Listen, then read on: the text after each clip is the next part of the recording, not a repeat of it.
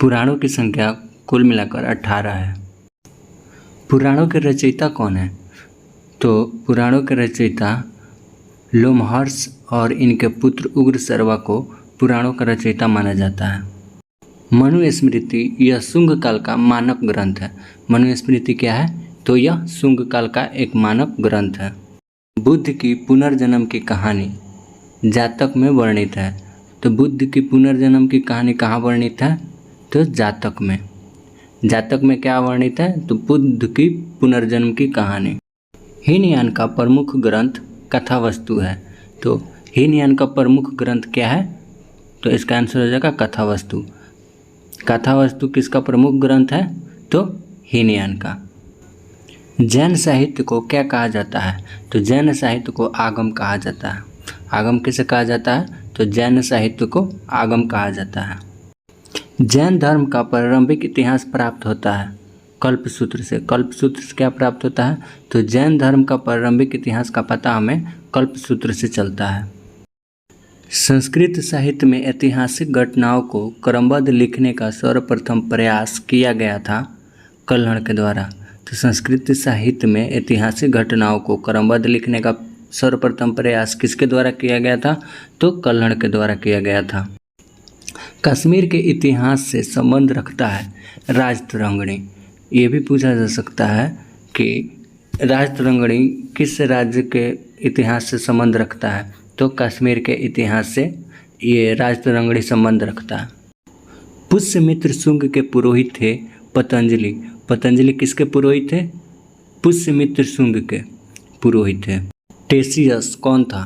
तो टेशियस यह एक ईरान का राजवैद्य था। टेशियस कौन था? तो ईरान का राजवैद्य था टेशियस। हेरोडोटस, इसको इतिहास का पिता कहा जाता है। इतिहास के पिता किसे कहा जाता है? तो हेरोडोटस को। हेरोडोटस को इतिहास का पिता कहा जाता है। मेगास्थनीज, यह सेल्यूकस निकेटर का राजदूत था। सेल्यूकस निकेटर का राजदूत कौन था? तो मेगास्थनीज। मेगास्थनीज कौन था? तो यह सेल्यूकस निकेटर का राजदूत था। अच्छा, इससे एक और क्वेश्चन पूछ सकता है कि चंद्रगुप्त मौर्य के राज दरबार में कौन आया था? तो चंद्रगुप्त मौर्य के राज दरबार में यह सेल्यूकस निकेटर के राजदूत मेगास्थनीज आया था। अच्छा, मेगास्थनीज ने एक पुस्तक लिखा था। तो इसके पुस्तक का नाम क्या था? इंडिका। मेगास्थनीज के पुस्तक का नाम क्या था? इंडिका। तो मेगास्थनीज किसके राज दरबार में आया था? तो चंद्रगुप्त मौर्य के राज दरबार में। डायमेकस, यह सीरियन नरेश अंतियोकस का राजदूत था जो बिंदुसार के राज दरबार में आया था। बिंदुसार के राज दरबार में कौन आया था?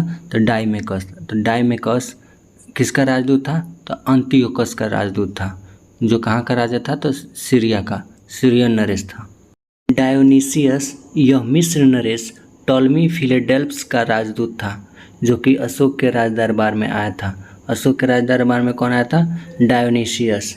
और यह मिस्र नरेश टॉलमी फिलेडेल्फस का राजदूत था।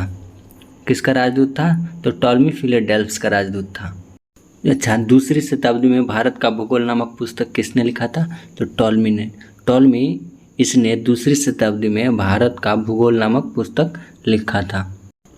प्लिन, इसने प्रथम शताब्दी में नेचुरल हिस्ट्री नामक पुस्तक लिखी थी। नेचुरल हिस्ट्री नामक पुस्तक किसने लिखी थी? तो प्लिन ने। फाहियान, यह चीनी यात्री गुप्त नरेश चंद्रगुप्त द्वितीय के दरबार में आया था। तो चंद्रगुप्त द्वितीय के दरबार में कौन चीनी यात्री आया था? तो फाहियान। फाहियान यह एक चीनी यात्री था जो गुप्त नरेश चंद्रगुप्त द्वितीय के दरबार में आया था। देखिए, हैनसांग, यह हर्षवर्धन के शासनकाल में भारत आया था। हर्षवर्धन के शासनकाल में कौन भारत आया था? तो हैनसांग। और ये एक शरीफ था, ये यहाँ लूटने नहीं, ये यहाँ पढ़ने आया था, अध्ययन करने आया था।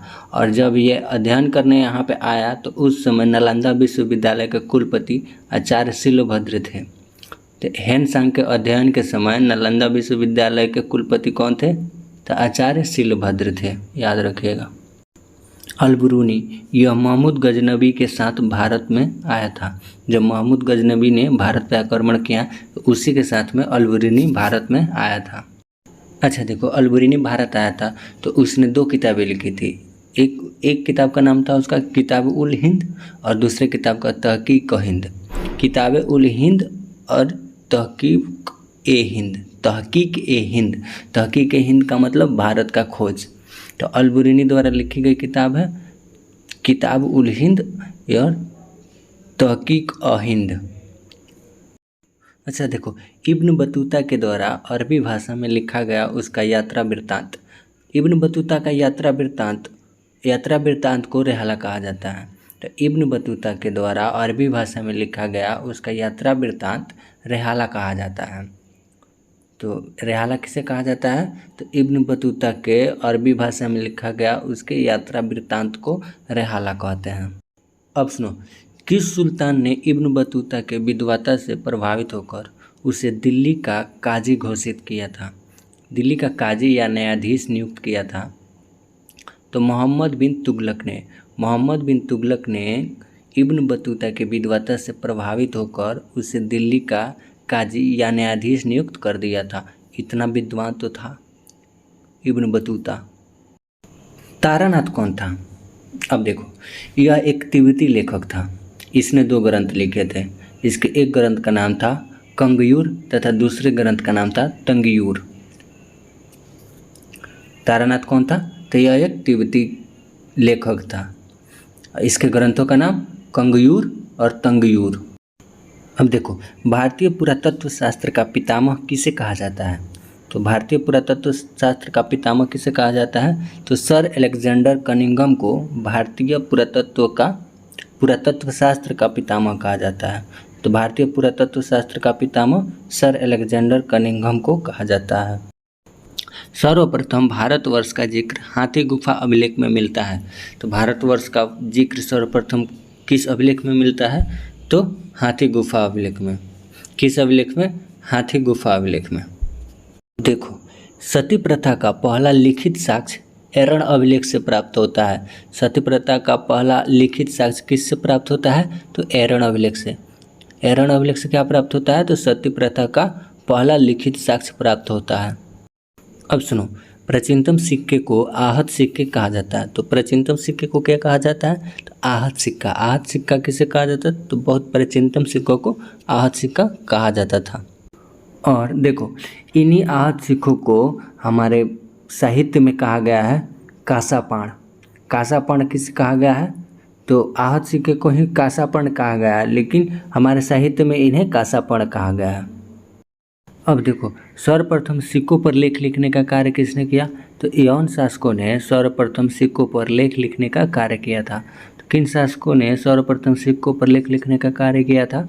तो यवन शासकों ने। अब सुनो, रोमन सिक्के कहाँ से प्राप्त हुए हैं? तो अरिकमेंडू से। अरिकमेंडू से क्या प्राप्त हुआ है? तो रोमन सिक्के प्राप्त हुए हैं। रोमन सिक्के कहाँ से प्राप्त हुए हैं? अरिकमेंडू से। अब देखो, हाथी गुफा अभिलेख जो कि तिथि रहित अभिलेख है, किसके शासनकाल में लिखा गया था? हाथी गुफा अभिलेख जो कि एक तिथि रहित अभिलेख है, किसके शासनकाल में लिखा गया था? तो कलिंग के राजा खारवेल के शासनकाल में लिखा गया था। हाथी गुफा अभिलेख किसके शासनकाल में? तो कलिंग के राजा खारवेल के शासनकाल में लिखा गया था हाथी गुफा अभिलेख। एक तो लाइक और शेयर ठोक दीजिए, महाकाल का दबाकर लाइक और शेयर ठोक दीजिए। ख्वाब में देखा था एक आंचल मैंने अपने हाथों में, अब टूटे सपनों के शीशे चुभते हैं इन आँखों में। कल कोई